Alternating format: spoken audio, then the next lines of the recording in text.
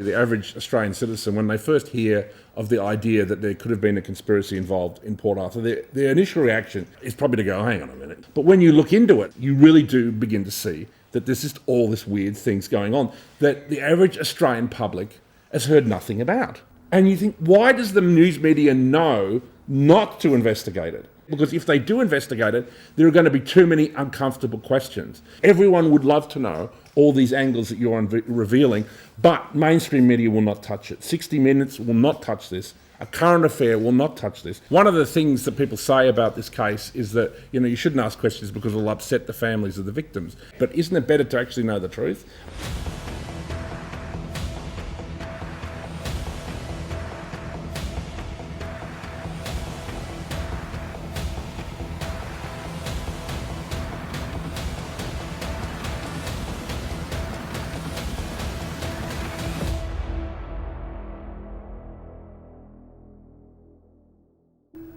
Welcome to the Wasp Files.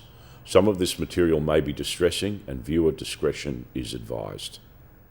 This episode is an interview that I conducted with an old friend of mine by the name of Richard Wolstencroft. He's a well-known Melbourne agent provocateur, and I first engaged him with the Port Arthur Massacre as a co-host on Sam Newman's podcast. It was a little upsetting to me that Sam had obviously had done no research into Port Arthur Massacre and was out of his depth. But Richard, thankfully, as a very enlightened and educated fellow, had looked into the Port Arthur Massacre quite deeply. And so it was an engaging conversation that we had about the tragedy and all the aspects that we've examined in the episodes over the last 6 months or so. So I'd just like to present this as an open discussion that I held between myself and Richard Wolstencroft on the Port Arthur Massacre. Good on you, mate. Thank you, Paul. Now, we have known each other for many years. We have. We have both stirred up shit in our own times in various capacities. Started off, pretty much on the filmmaking thing. So yep. I met Richard years ago, and he 35 years ago, probably. 35. Yep. And yeah, I was very blessed because I was a up-and-coming actor, and then you took a chance on me and put me in some of your films. That's right. I've been in just about all of them since then. Yep, you have. And since then, you've run the Melbourne Underground Film Festival, MUF. That's which correct. is an antidote to the sort of politically correct and controlled film industry notion in Australia, where they'll only show what they kind of want to show and fund, but they don't have much of a forum to open to, independent voices, people that do independent films, of which there are many in Australia. So MUF became, in its own way, from a very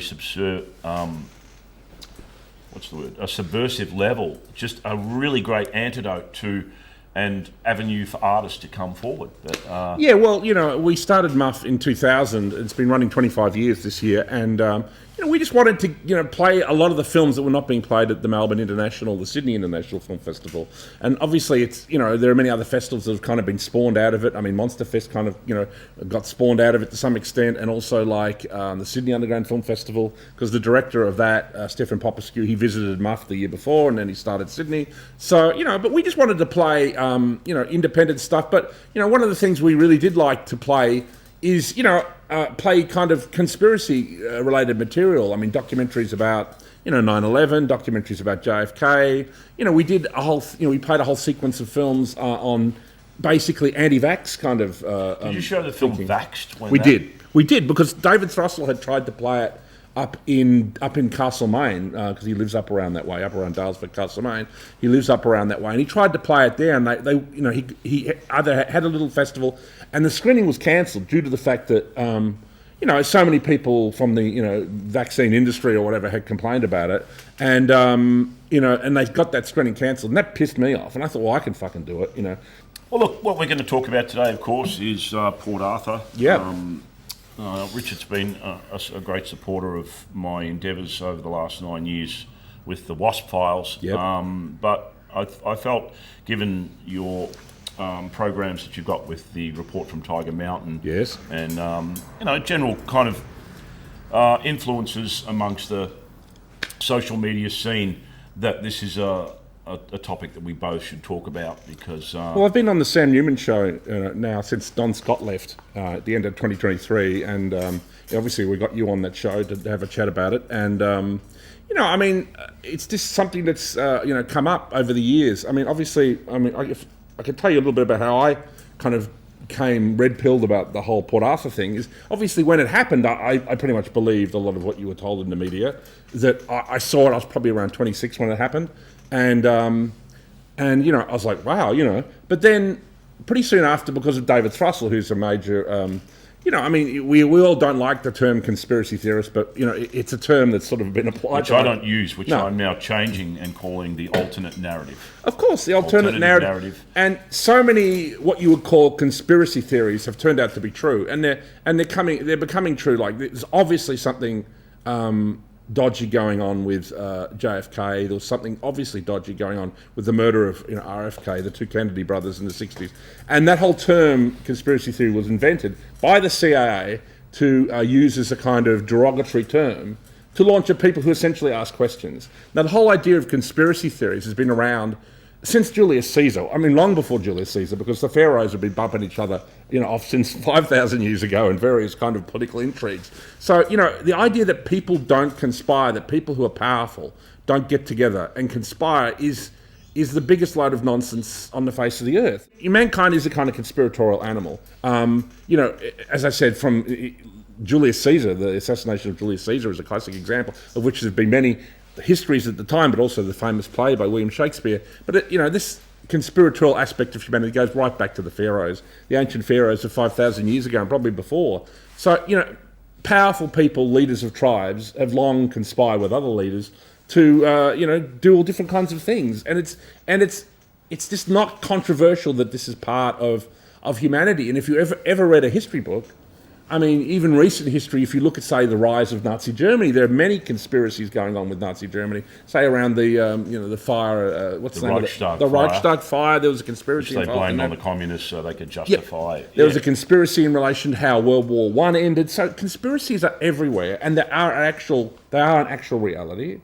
So, this whole, derogatory term of calling someone a conspiracy theory is something that I think people who are thinking animals and who are philosophically minded, hopefully like our audience here and yourself, etc., myself, hopefully that's something that we can, get. It's just a derogatory term, Yeah, I find it repugnant, and it's, its brother, which is tinfoil hat wearer. Tinfoil hat, yeah. And that's why I'm just saying, look, there's nothing wrong with asking questions, and particularly with Port Arthur. Yep. In the absence of information, of which there is a huge dirge of lack of information. Yep. Asking questions and going, well, I don't have the answers to that. So why does that suddenly make me a target for demonisation or being labelled? Yeah. Well, I remember when it happened, as I said, I pretty much believed the traditional story. And, it was a very strong narrative presented to the Australian public. Mainly the Herald Sun, it was kind of laid out to people. I mean, I don't remember every detail of it because it was a long time ago, but I sort of remember the rough gist of it. And then I visited Port Arthur. I think it was my father's birthday. We all went to Hobart when I was like 30. We all went down there for a couple of weeks. And then we ended up at Port Arthur, and I kind of just walked around the locations, So it's a really beautiful space, but it's obviously a place that's been associated with a lot of human suffering. Obviously, not only... Very dark. Yeah, it has a place. Dark history, yeah. I often say that, perhaps there was a lot of angry ghosts with their hands on the rifle that day. Yeah. It's got a vibe to it that I've heard. I've never been there, Yep. so guilty as charged, but my understanding is it is a very dark place, and there's a lot of corruption too. Tasmania is a very, very corrupt place, and if we go back to the notion of labelling people conspiracy theorists, and everyone says, Port Arthur was done for gun control. Yep. I always counter that and say, look, it's too simple a motive. The oldest motivators, going back history, if you study a history from very powerful people in the less savoury of our species, is power, money, influence and control. Yeah, I think There's you're people right. out there that aren't nice people, that are evil people, that gain power, and they have no qualms about crushing the little guy. I think Hobart and Tasmania in general, it is a kind of very insular kind of society, and it is the kind of society where you could get away with something like this, because you could have a clique of people, who say, obviously a lot of people in Tasmania are wonderful, innocent, good, loving family people, but you could have a clique of bad actors down there who could keep something like this secret to themselves, I think. And, it's just, there's something, it is another world, slightly different to the rest of Australia, Tasmania. It is, it's a law unto itself, and I won't go into a lot of detail on it, but I've certainly uncovered that amongst the government and the authorities there. The Masons and stuff, and all that stuff, and some police. Very dangerous and very murderous people. And, it's one of those things, as Joe Pesci said in Casino, it's like a lot of fucking problems go in those fucking holes in the bushes. Exactly, there's a lot of bush. Disappear in Tasmania. All the time, mate. And like the Tasmanian tiger, mate. So, but, it's one of those, a law unto itself. It was is interesting that Dr. Cunningham Dax, who was a very renowned English psychiatrist, pretty much pioneered a lot of the mental health support reforms in Australia.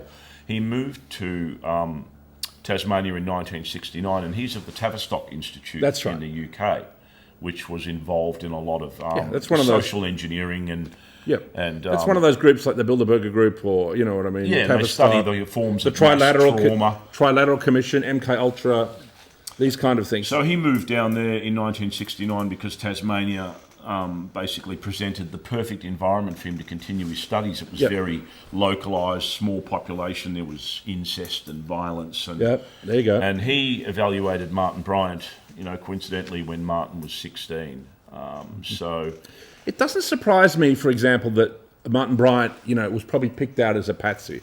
Obviously, before coming on this show, I did a bit of research. David Thrussell, who's an expert in these kind of theories, sent me some documents which I read, and obviously I watched many of your wonderful, by the way, Wasp reports. And obviously I'd watched a few also before you came on Sam Newman's show.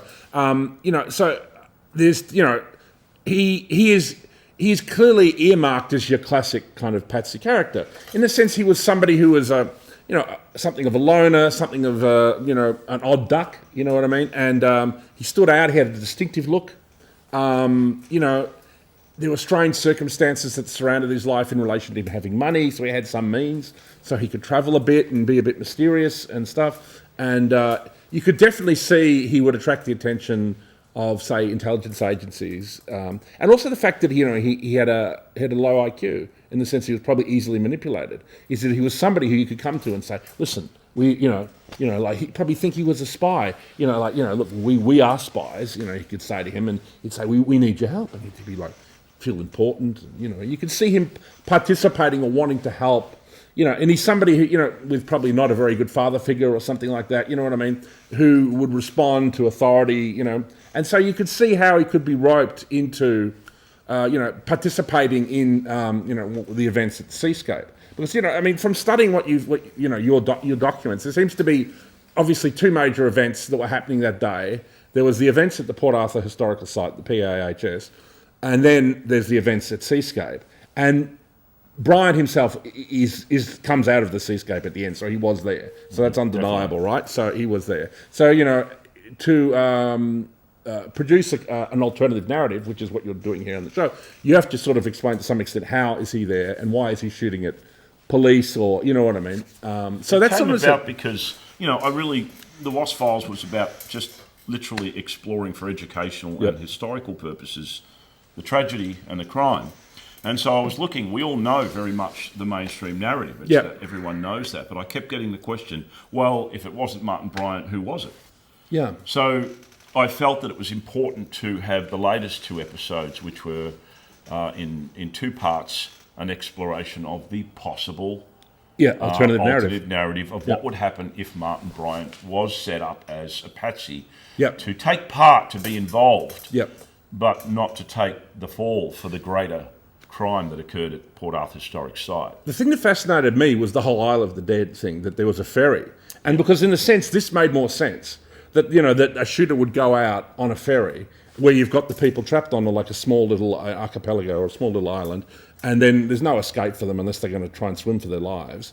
You know what I mean? And this is similar to the events that happened with that Anders Behring Breivik shooter over in, exactly. He got them on an island. So killed 77 people. It does appear, and from the videos that you record, it does appear like that has some legs, that theory. Look, that was backed up by some communications from the assistant Commissioner Lupo Prinz, who gave a report to the Mercury newspaper that, they believe that the initial target was definitely the ferry to get onto the Isle of the Dead. Which, of course, has that name, you know what I mean? Which would play well in media, wouldn't it? And there was also reports that in addition to local tourists, there were 80 elderly, Americans. 80 US citizens on that ferry going to that island. So maybe it had something to do with American gun control as well, because obviously it's been linked to the idea that it was involved with Australian gun control. But if 80 Americans had been killed that day, it could have been an issue they could have used to push the whole agenda, which has obviously been pushed in America, of American gun control, because there's been so many shootings in America, as we well know. Well, just the notion that, because also the shooter, and this is a very interesting aspect of it, was witnessed going into the Broad Arrow Cafe, which was the secondary target, if we look at the possibility that the Isle of the Dead was the first, with a video camera. Yep. So that video camera was filmed in the police training video, sitting on the table where he'd had his meal. So presumably it was set up to film the assault. Yeah. Now, the tape has never seen the light of day. What is up with that? What is up? Because there are multiple reports that he took a camera in. And I think, was it even in the film Nitram that they brought a camera in? Yeah, they included that scene, the final, where he sits down, has his meal, puts the camera on the table, presses record, and then walks out of frame to shoot people. Which I thought, well, what they're obviously trying to do is say, well, look, see, that proves that Martin was the shooter because he filmed himself. There's only one problem.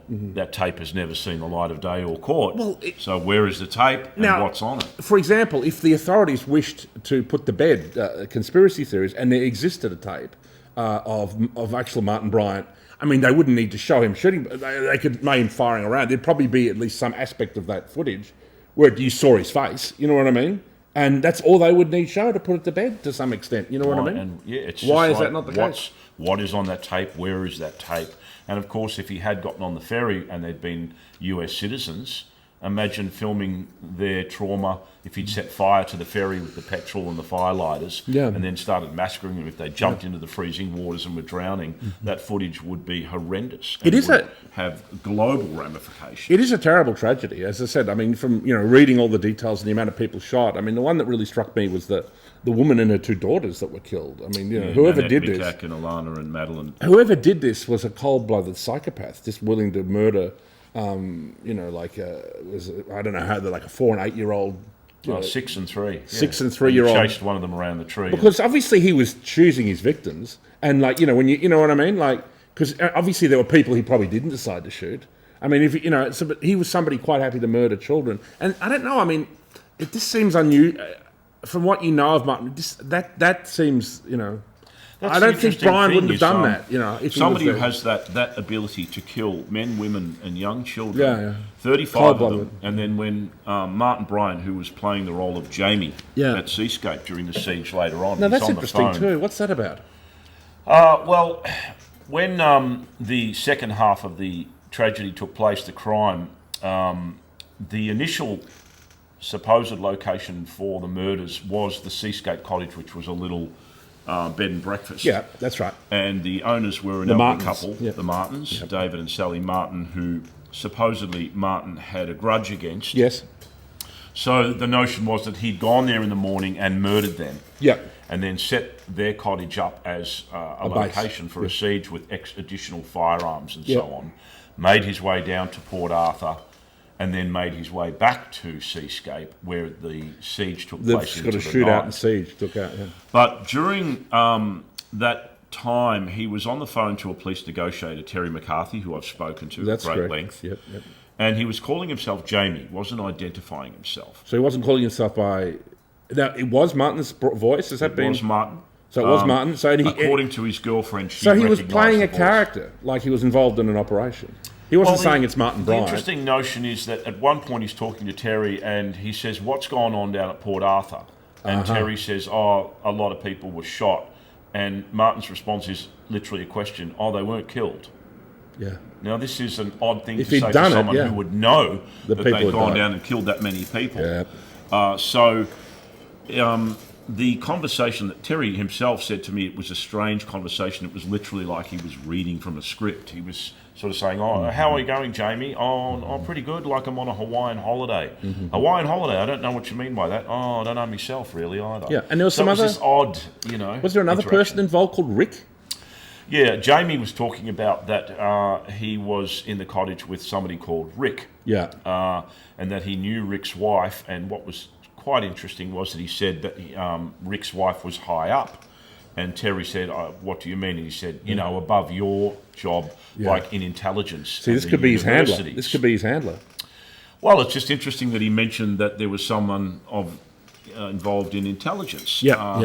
Rick was very much widely accused to be Special Operations Group Michael Rick Dyson, who I've spoken to at great length and sort of have an ongoing thing with. He completely vehemently denies any involvement, which and he would, rubbishes anything that is an alternate narrative. Yep. But he has been accused of being Rick, or the second shooter. And he was nicknamed, it was Tiger as well, is that right?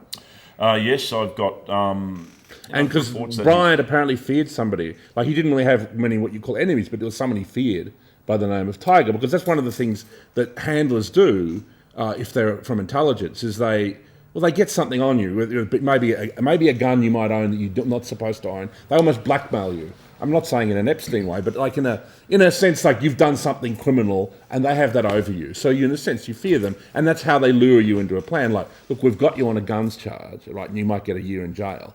But look, I tell you what, I'm into intelligence. If you can do me a favour and help me out with this bit of intelligence work, well, that'll all go away. Like, like a kind of a, And there's a good cop, bad cop thing. There you go. So that's a classic ploy. And if someone is of low IQ and easily manipulated, then searching for father figures, carrot and figures, stick thing. But yeah, his girlfriend Petra Wilmot at the time reported that he was afraid to answer the phone because of this person. She knew as being someone called Tiger, who Martin was afraid of and didn't want to talk to. Now, Petra Wilmot herself is a very interesting person. Like, she seems to have come into a relationship with Martin Bryant very shortly before the actual, like within 3 or 4 months before the actual attack. Yeah, it happened in April. The face that Martin was a loner, and he had they were in love, and she was with him for 3 months, right up to the morning of the shooting. They went out the night before. They went dancing at the local nightclub. I mean, if you're about to commit the greatest, shooting in Australian history, are you out disco dancing the night before? I mean, you think you would be sitting there, like in deep existential ennui. I mean, you would at least think the night before you would get away from your girlfriend or something. You wouldn't be out disco dancing. It's you know what I mean? And they came back. They showered together. They spent the night. They woke up in the morning. She apparently said that he set the alarm for 6 a.m. and said that he had something to do, but wouldn't tell her what that was. But she also mentioned in her statement that he received... she wanted to come over on that night before, and he said, you can't come over because I'm waiting for a call from Melbourne. At about 5 p.m, and he said you could come over after then. And then he told her, apparently that call didn't go ahead, so she came over. And she asked what the call was about that was so important, and he said it was something to do with the purchase of a German television. That's right, yeah. So it's just an odd thing that he was waiting for some call from Melbourne that would preclude his girlfriend spending the night with him the night before. And then, of course, she was able to come over. So these are odd little... Look, they don't, necessarily prove or lock anything down, but they're questions that need answers. I think the average Aussie, the average Australian citizen, when they first hear of the idea that there could have been a conspiracy involved in Port Arthur, their initial reaction is, is probably to go, hang on a minute, you know what I mean? Because we've been fed a certain propaganda story. And that propaganda has, to a certain extent, even us, sunk within our minds, Because I remember when I first heard about it, I thought, I'm not sure. But when you look into it, and obviously I've looked into it before coming on this show, and I've looked into it before you came on Sam's show, and also 25 years ago when David Russell told me about it, when you look into this, you really do begin to see that there's just all this weird things going on that the average Australian public has heard nothing about. You know what I mean? And this is something that's, I think, very strange, is that, when we grew up in this, in the 70s and 80s, there were shows like 60 Minutes and or A Current Affair, and if there was some kind of potential news scoop, like some news event, say, to do with Azaria Chamberlain, if there was some angle of that case, the media would investigate it, even if it was meaningless, even if, whatever, and this ties into what this other philosopher, I think it's either Brett or I think it's Eric Weinstein, his name is, he said that certain stories are what is called anti-interesting, right? And he says that, for example, the Jeffrey Epstein case is what's called anti-interesting. Now, what he means by that is the Jeffrey Epstein case is deeply fascinating, and that you would think people within news media would be investigating it. Like there would be almost like a section of different news stations who they'd put 2 or 3 reporters on it, investigate every aspect of it. But that doesn't happen. And you think, why does the news media know not to investigate it? You know what I mean? Because if they do investigate it, there are going to be too many uncomfortable questions. And in a sense, this Port Arthur situation is almost one of the first times we come across a story that is anti-interesting. It is interesting. Everyone would love to know all these angles that you're revealing, but mainstream media will not touch it. 60 Minutes will not touch this. A Current Affair will not touch this. I mean, outside of maybe slagging you off or, there's some... demonising exactly. Martin. So now, there's somebody from the Shooters Party, isn't there, who's kind of gotten involved in the conspiracy? It was a politician who'd contacted me who was working for the Shooters Fishers Farmers Party, who's now an independent candidate, Phil Bigg. Yeah, that's right. And he put his head in the lion's mouth and said that he was part of his platform was to call for a coronial inquest into Port Arthur, simply to put all of this to bed. Of course. And of course he got, demonised Crucified, and crucified, and he's still running as an independent candidate. But he has the courage to at least ask the questions. And I have to say it again, there's nothing wrong with asking questions. Absolutely. And the media, who are so quick to just rip Martin Bryant to pieces and just say this is what it is, and if you question it, you're just a conspiracy nut and all this. Not one journalist, not one has interviewed him in 29 years since his incarceration. Not one of them has access to any of the hard evidence, the fingerprints and DNA that are locked down until 2091, and none of them have interviewed witnesses like Graham Collier or Jim Laycock or Wendy Skua, whose witness testimonies directly contradict the mainstream narrative. They weren't interviewed on shows like the ABC's I Was Actually There. No, exactly. They were just pushed to the side, never had their day in court. And if we think about journalists, what almost like the mythology or like what we were told about journalists growing up, like the greatest journalists were the ones who really put their lives at risk to investigate essentially things that people in power didn't want discovered. Probably the most powerful case, or the one that's most famous, is Watergate, right? For example, Richard Nixon, that's a very complex issue, we don't need to get into that, but Richard Nixon, was involved at least in some cover-up of the events surrounding the Watergate break-in. And, there was a group of Bob Woodward and, I can't remember his partner,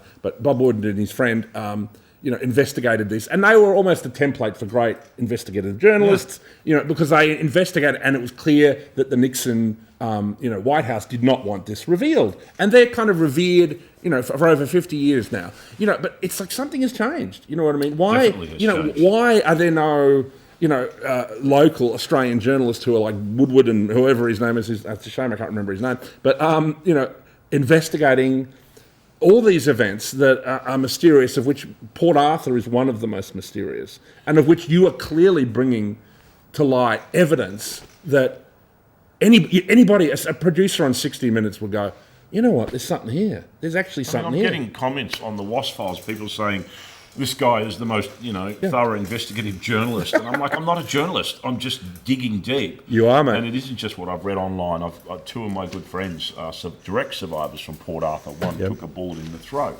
and survived. So, I've dug really deep, spoke to the police, the first responders, people that knew Martin Bryant, that grew up with him, that went to prison with him. Yeah. There is some bombshell stuff coming out, testimony firsthand that I have from people that were in prison with Martin Bryant that is going to really create something that the media should grab a hold of and investigate. And if there are problems, like if there are questions, and if the authorities actually have the answers to them, but that the information is like sequestered or secretive at the moment, it's not revealed to the public, and if they can put this to bed, if they can put what's the so-called conspiracy theory to bed, why don't they just release it? Exactly. You know what I mean? I mean, he's done and dusted. He's locked away. They'll never let him out. They'll probably never have another inquest. That's right. But it's just like, so for historical purposes, you can even pixelate out anything that's graphic, release the evidence. and put this all to bed. And I've always said, if you prove me wrong, say, look, here it is, there he is, there's this, there's that, I'll eat my proverbial hat. Well, the lack of a colonial inquest is a real red herring. There are a number of real red herrings. I mean, just reading another thing, like, there was like some incident where in Tasmania, they ordered some special truck that could fit like 25 bodies. Which was the infamous morgue truck, which was they ordered once. They ordered about a year before the massacre, they ordered it, and then they sold it 4 years later because there's never been another, an attack like that. Yeah, and there was never a truck like that in states like Victoria and New South Wales, which had much higher death rates. So exactly. Like, why do we need this truck? Things like that are very, very odd, and they're, again, things that should be investigated by, as I said,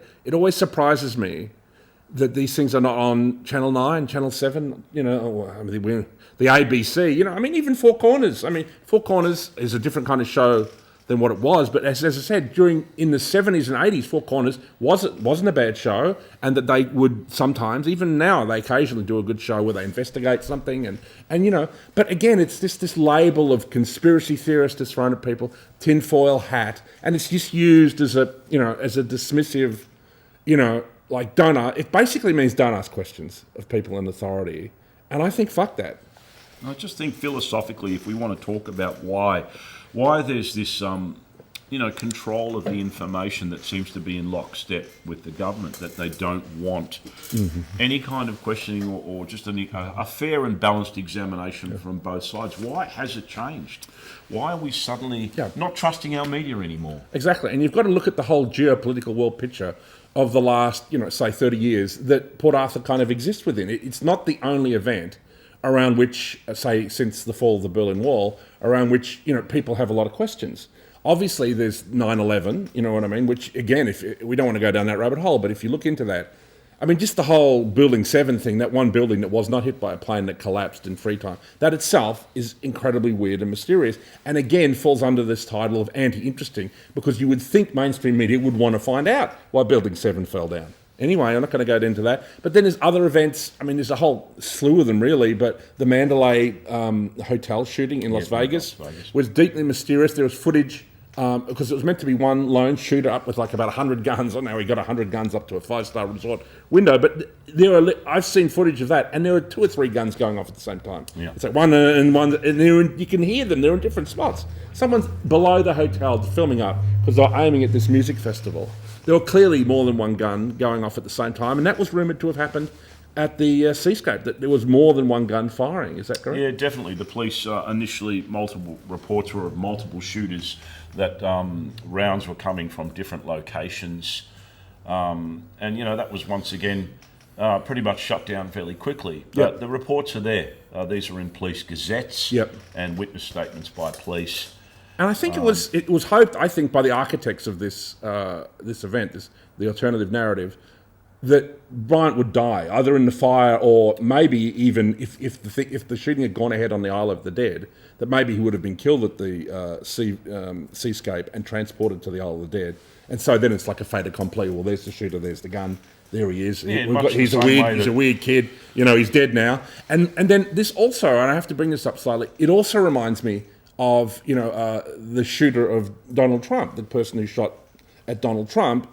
I can't remember his name. Do you remember that guy's name? He was Crook. Crook. There you go, Crook. He was a young, misfit, perfect kind of patsy. Fits a similar pattern to someone like Martin Bryant.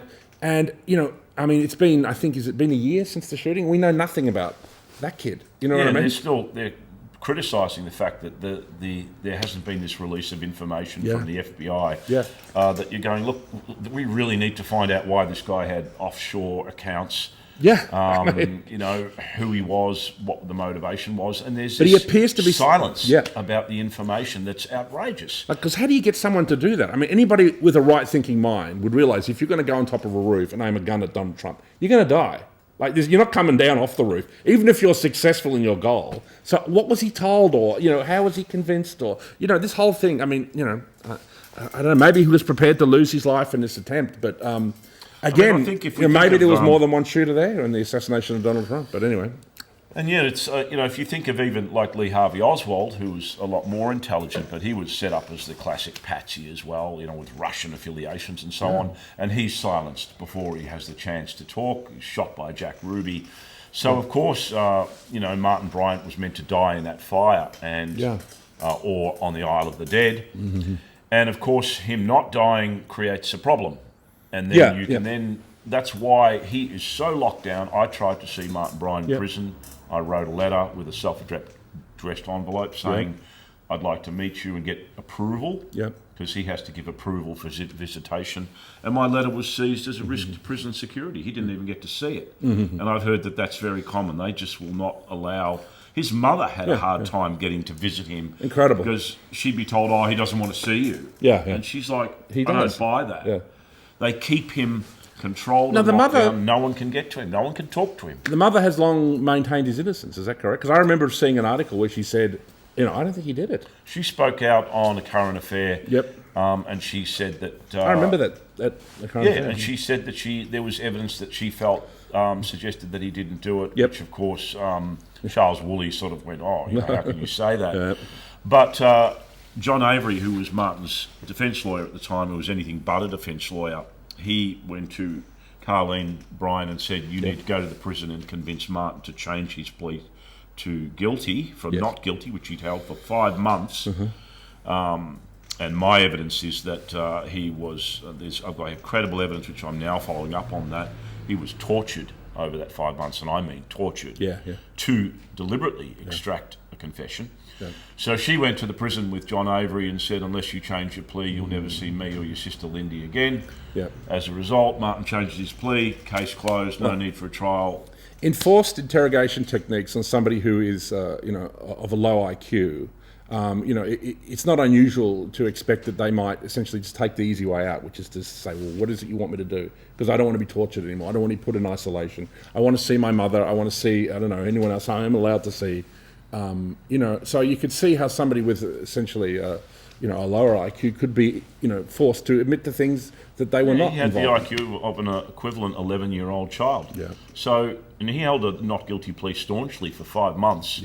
God knows what they did to him in there, and I have some evidence of what they did to him in there, which I'll be presenting in coming episodes. And then I've also presented to the Australian Human Rights Commission, because it is a direct breach of human rights conventions against torture, cruel and degrading, inhumane treatment. I think most Australians just don't know all this, and they do if they've come and looked at the Wasp Files, or they've done some other independent research, like that document I sent you. I thought was good, and you recommended something that's on your site you can download. What was that document? Noel MacDonald's work. I mean, look, I've got a scientific mind, so some of the work that's out there I've looked at, like Joe Vile's work, Deadly Deception at Port Arthur, which I felt had way too many leaps of conjecture. But a work by Noel MacDonald, which is available on the site, called The Port Arthur Incident, Prelude to a Royal Commission, is arguably the most scientific read on the Port Arthur tragedy. And he's gone through in great detail, and he's never judged and sort of said this, that, but it is the starting point if you want to research. And I keep saying to people, by all means, have at me, have a go, but do your research, do the work. It's very strange. There was no colonial inquest. There's no royal, what's it called? No royal commission. No royal commission. Open trial. For the biggest essential crime that's ever occurred in Australia's history, you would think it almost mandatory that kind of thing happens. And the very fact it hasn't is, again, deeply suspicious. And that's just, to me, that's an outrage. It is, And if that's the thing, everyone wants to go to bed or leave it alone. It's not going to happen. No.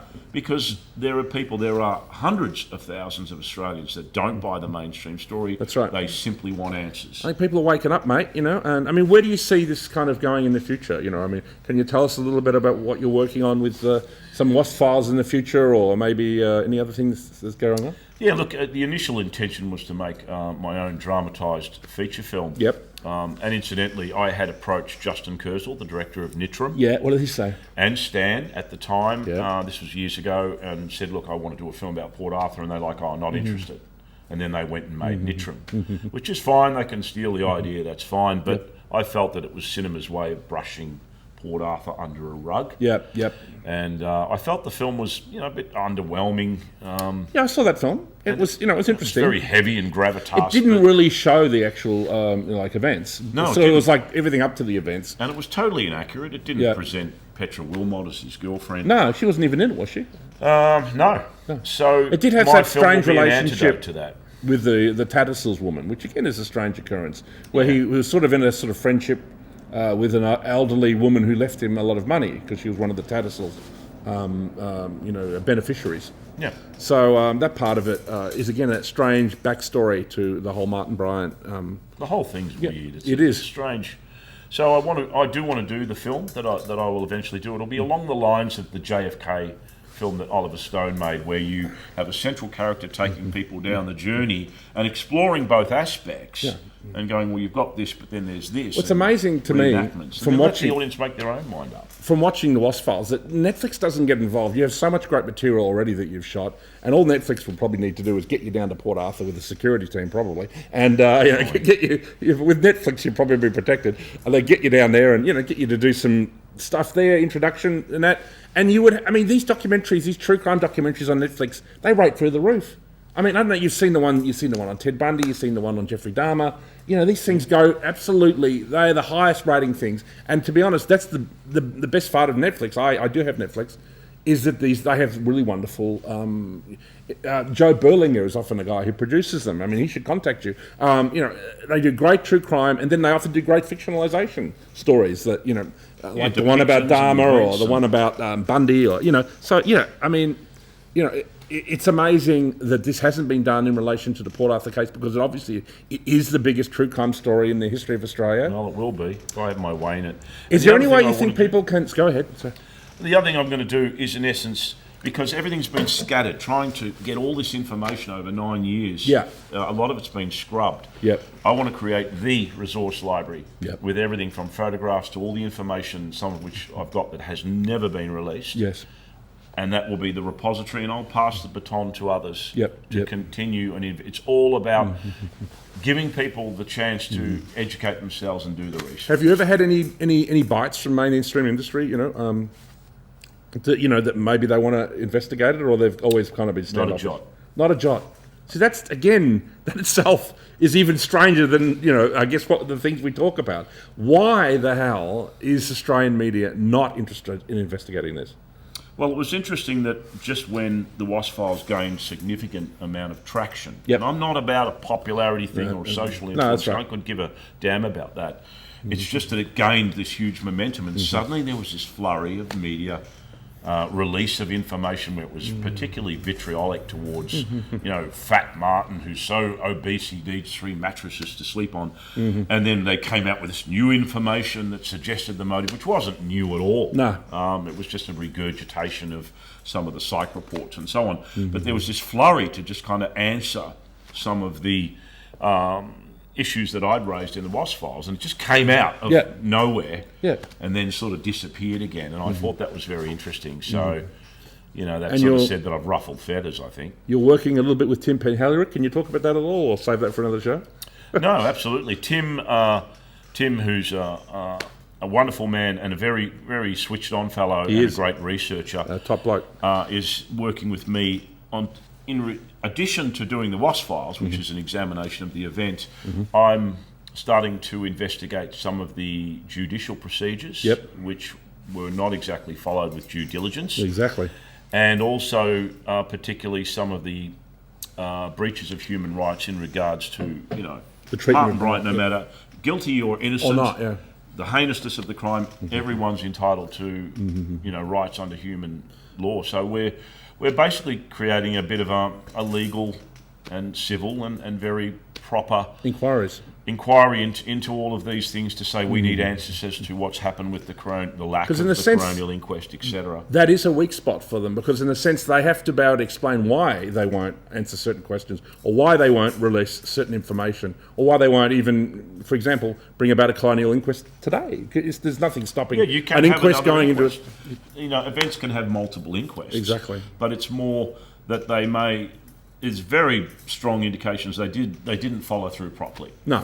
There was judicial malfeasance or at least and as a dereliction of duty in that regard that has to be taken into account. And as we say, if there is this, sort of hidden plethora of evidence that Martin Bryant was actually the shooter, why don't they just release it and put this to bed? Well, part of it is that, you would think that you would be able to have an avenue to then request that information. Well, exactly. It's been locked down now after the initial Hobart Supreme Court ban of 30 years, which was due to expire next year.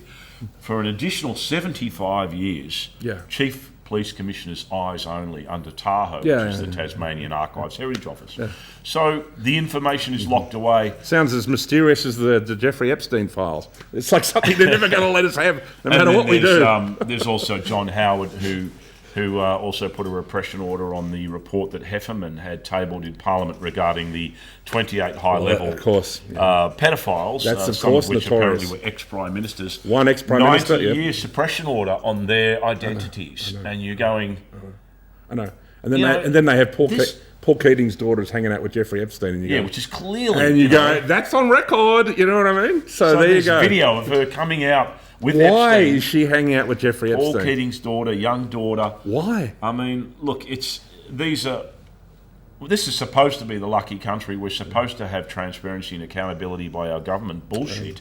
I mean, the very fact that they can lock this kind of crucial information down and say, sorry, need to know basis only for 90 years when you're all dead, is an outrage. And this is principally why we have to continue a fight. And I think it's scandalous that there's not one journalist, who works at Channel 9, Channel 7 or the ABC, Four Corners, 60 Minutes, who doesn't take this on. I mean, even if they're going to be critical of it, and just does a proper examination of it, does a 1 hour special on one of these, more established shows, even if they want to kind of try and put it to bed from their perspective. I just think it's something that a lot of people in Australia are now questioning. And, I just want to congratulate you, mate, for fucking asking these difficult questions, because it's much needed.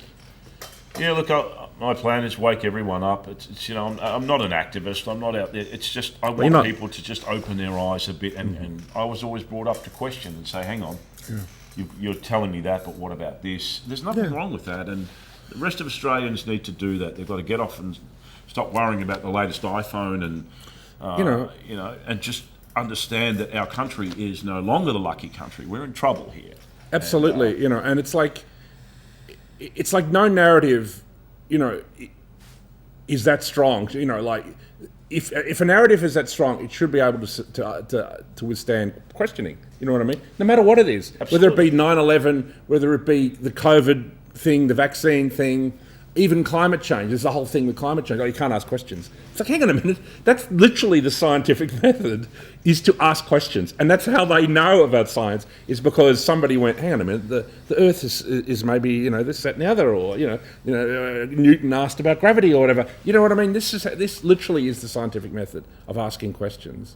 And, and everybody who asks questions about certain narratives that are global elites don't like us asking questions. To me, that's almost a certain sign. When the global elites don't want you to ask questions, that's exactly when you need to. Yeah, I mean, these things affect us. Yeah. That's the thing. I've had people say, Mutt should rot in jail and da-da. And my response is, what if it was you or your sibling or your parent or your child who was thrown in jail without trial, without commission, without inquest, and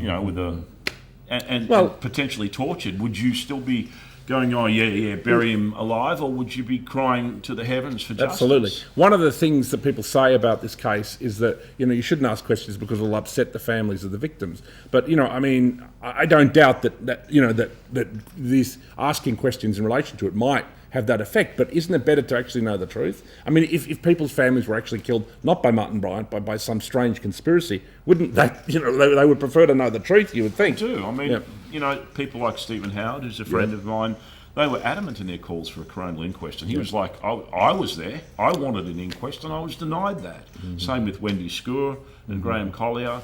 These people, they were involved and they felt that they needed to have their say. These people never had their chance to go to court and say what they felt and how they... I mean, that alone is... I'm giving them that say on the Wasp Files. Why am I the only one interviewing these people that have never been seen or heard before? It's it's wrong. Well, you're getting a lot of traction here, and I think it's fantastic what you're doing, Paul. And you've had over 2 million hits, you were saying, in relation to It's just exploded. across various forms of social media. Yeah, and I guess that's the thing. Spread the message, spread Yep. the word, and just get people to question, and hopefully one day get to the bottom of it and get some answers. There we go. Very good, mate. Thanks for coming on, Rich. It's a pleasure, mate. Thank you for Right. having me on. Good having a chat. Thank you for listening, everybody. And watch the Wasp Files. That's it. Thank you for joining us for this episode of the Wasp Files. New episodes will be uploaded every Tuesday at 7 p.m. Feel free to share far and wide, and please see the links to the Dropbox files and information relating to the episodes. Also, without any obligation, please see the Buy Me a Coffee campaign, which helps keep the channel running and also provides profits to my friends who are survivors from Port Arthur who have supported me on this journey. Thank you.